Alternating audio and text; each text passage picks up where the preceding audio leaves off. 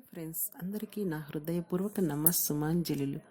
కృతజ్ఞత తాళం చెవి. కృతజ్ఞత లేకుండా మీరు శక్తిని వినియోగించుకోలేరు.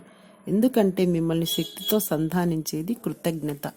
అనూహ్యమైన పరిస్థితుల్లో ఉన్న అసంఖ్యాకమైన వ్యక్తులు కృతజ్ఞత ద్వారా తమ జీవితాలను నమ్మశక్యం కాని విధంగా మార్చుకోవడాన్ని నేను చూశాను.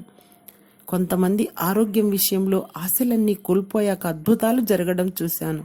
కిడ్నీ వ్యాధులు నయం కావడం, హృద్రోగాలు నెమ్మదించడం, మందగించిన కంటి చూపు తిరిగి రావడం, ట్యూమర్లు మాయమవడం, ఎండిపోయిన అనుబంధాలు తిరిగి పల్లవించడం, పిల్లలకు పెద్దలకు మధ్య అవగాహన, విద్యార్థులలో పరివర్తన మొదలైనవన్నీ నేను చూశాను. నిరుపేదలు కేవలం కృతజ్ఞతతో అధిక ధనవంతులు కావడం చూశాను. వ్యాపారాలలో నష్టపోయిన వారు తిరిగి తమ తల ఎత్తడం, జీవితాంతం కష్టపడ్డ దక్కని ఫలితం కృతజ్ఞతతో దక్కడం కూడా నేను చూశాను. వీధుల పాలైన వాళ్ళు కూడా ఒక్క ఉద్యోగము, ఒక ఇల్లు కేవలం ఒక వారంలోనే సంపాదించుకోవడం కూడా చూశాను. మానసికంగా కృంగిపోయిన వారు కూడా తిరిగి సంతోషంగా ఉండడం చూశాను. ఆందోళనతోనూ అనేక రకాలైన మానసిక సమస్యలతోనూ ఉన్నవారు కొందరు పరిపూర్ణ మానసిక ఆరోగ్యం సంపాదించుకోవడం చూశాను. ప్రపంచ రక్షకులంతా కూడా కృతజ్ఞతా భావం కలవారే.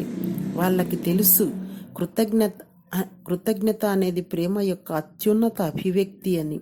తాము కృతజ్ఞులై ఉంటే ఒక సూత్రాన్ని అనుసరించి ఉన్నామని వారికి తెలుసు.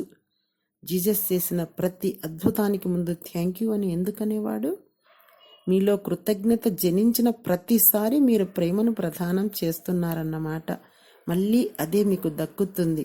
ఒక వ్యక్తికి కృతజ్ఞత తెలిపినా, ఒక సందర్భానికి, ఒక సన్నివేశానికి, ఒక వస్తువుకు, ప్రకృతిలోని ఒక సదుపాయానికి, ఒక అందానికి, దేనికి కృతజ్ఞులైనా వాటికి మీ ప్రేమ అందుతున్నది. అప్పుడు మీకు మరింత ఆనందం, మరింత ఆరోగ్యం, మరింత అద్భుతమైన అనుభవాలు, అవకాశాలు లభిస్తాయి.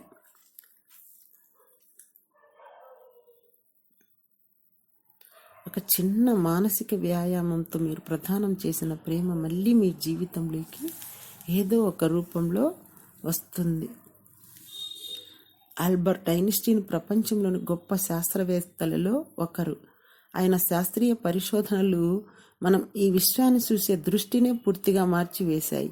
ఆ విషయం ఆయనతో ప్రస్తావించినప్పుడు ఆయన ఇతరులకు కృతజ్ఞతలు చెప్పి ఊరుకున్నారు. ఒక గొప్ప మేధావి, విజ్ఞాని ఇతరులు తనకిచ్చిన వాటికి కృతజ్ఞతలు చెప్పారు. చూడండి, రోజుకు 100 సార్లు, అంటే ఐన్స్టీన్ రోజుకు కనీసం 100 సార్లు ప్రేమను ప్రదానం చేశారు.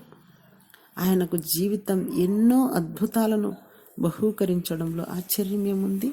రోజుకు 100 సార్లు జ్ఞాపకం చేసుకుంటారు.